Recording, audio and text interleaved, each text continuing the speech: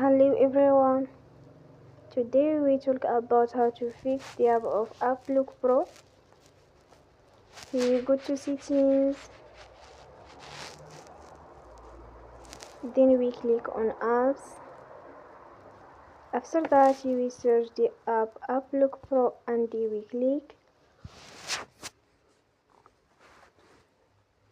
D will on for stop. After that we go to storage. Then we click on clear cache.